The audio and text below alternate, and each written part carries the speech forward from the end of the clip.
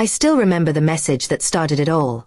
A simple text from an old college friend, inviting me to a private gathering. She called it a hidden party, a small reunion for a few close friends. I hesitated at first. My husband, Daniel, wasn't the jealous type, but I knew he preferred to know where I was going.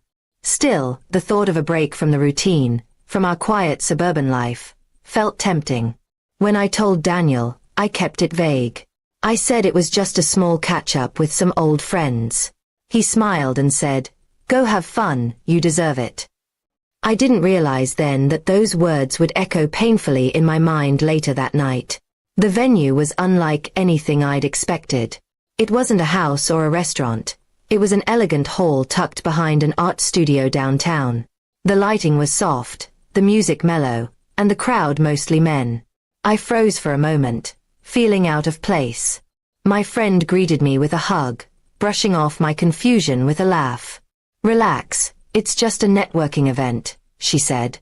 Still, something about the atmosphere felt strange. The men there weren't just socializing, they were watching. Conversations paused when someone new entered. Laughter felt forced. I stayed near the edges, sipping a drink, wondering if I should leave. But curiosity kept me rooted. As the evening went on, I chatted politely with a few people, all while texting Daniel updates like everything was normal. I told him I'd be home late. He sent a heart emoji. For a while, I almost believed this night would fade quietly into memory. But fate had other plans. Around 9, a man approached me. He looked familiar. Too familiar. When he spoke, my heart skipped. He was one of Daniel's co-workers. His presence there made no sense. He smiled, leaned closer, and said softly, "Didn't expect to see you here, Emily." My stomach dropped. He told me Daniel was on his way. My pulse spiked. Apparently, someone had sent Daniel photos of the party.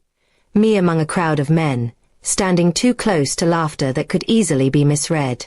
I panicked, searching for my phone. Dozens of missed calls. When Daniel arrived, the room fell silent. He wasn't shouting or angry. He just looked broken. He walked toward me slowly, his eyes scanning the scene. I tried to explain, to tell him that I didn't know what this event really was, that I'd been misled. But in that moment, words meant nothing. He handed me his phone. On the screen was an anonymous message. "Your wife's having fun tonight. You should see it for yourself." Attached were pictures of me, nothing inappropriate, but enough to twist any husband's trust. I could see the pain behind his calm expression. I begged him to believe me, but trust once cracked doesn't easily mend. He simply said, "You should have told me the truth from the start." Then he turned and left. I chased after him, but he was gone before I reached the door.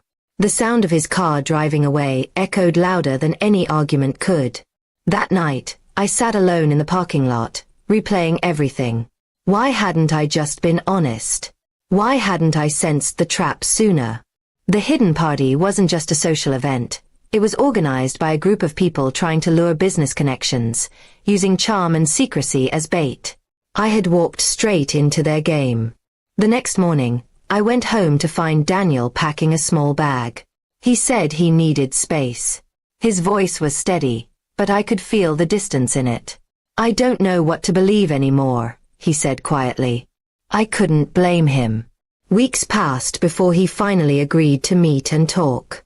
I showed him messages, photos, and proof that the event had been misrepresented to several people, not just me.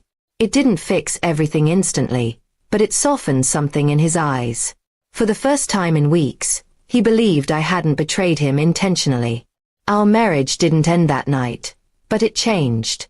We learned how fragile trust can be and how one careless decision can unravel years of peace. Sometimes, I still think about that hidden party. It taught me that secrecy, even in small doses, has the power to destroy far more than truth ever could.